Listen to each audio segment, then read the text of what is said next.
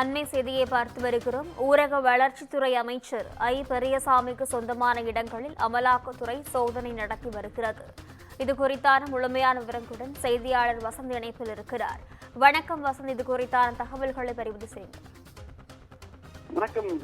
திண்டுக்கல்லில் அமைச்சர் ஐ பெரியசாமிக்கு சொந்தமான 3 இடங்களில் அமலாக்கத்துறையினர் தற்போது காலையிலிருந்து சோதனையானது செய்து கொண்டுள்ளனர்.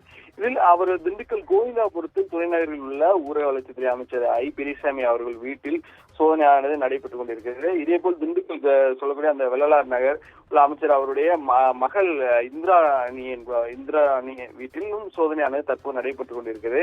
இது பழனி சட்டமன்ற உறுப்பினரும் ஐ பெரியசாமி அவர்களின் மகன் ஐ.பி. செந்தில்குமார் அவர் வீட்டில் சீலப்பாடி என்ற பகுதியில் உள்ள அவர் வீட்டில் தற்போது சோதனையானது நடைபெற்றுக் கொண்டிருக்கிறது.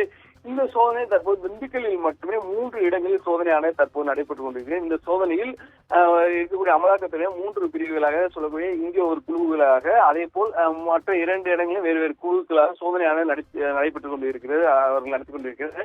இதில் முக்கிய ஆவணங்கள் எதுவும் கிடைக்கப்படும் என தகவலான தற்போது வெளியாகியுள்ளது. மேலும் இந்த அமலாக்க சோதனையை விட்டு அங்கு உள்ளே உள்ள அனுமதிக்க யாருக்கும் அனுமதி வழங்கவில்லை. முழுமையாக அவருடைய வீட்டின் வாசல் முழுமையாக சிஆர்பி வீரர்கள் முழுமையாக தற்போது பாதுகாப்பு உள்ளன. உள்ளே யாரும் அனுமதியானது கொடுக்கப்படவில்லை. யாரும் உள்ளே இருந்து வெளியூர்களுக்கும் அனுமதியானது அளிக்கப்படுவதால் முழுமையாக அவர் வீட்டின் வாசல் தற்போது சோதனையானது 3 இடங்கள் போட்டு நடைபெற்று கொண்டிருக்கிறது. இதை தொடர்ந்து மதுரையிலும் சோதனையானது நடைபெறுவதாக தகவலான வெளியிடுகிறது.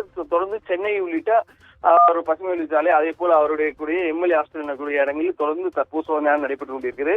இந்த சோதனை முழுமையாக அமலாக்கத்துறையான எதற்கான சோதனையானது என்பதை முழுமையான தகவல் தற்போது வரை கிடைக்கவில்லை. தொடர்ச்சியாக சோதனை முடிந்த பிறகு அதற்கான இந்த அமலாக்கத்துறையின் சோதனை இந்த பணிவர்த்தக்காக இந்த சோதனை நடைபெறும் என்பது முழுமையாக தகவல் கிடைக்கப்படும் சார்.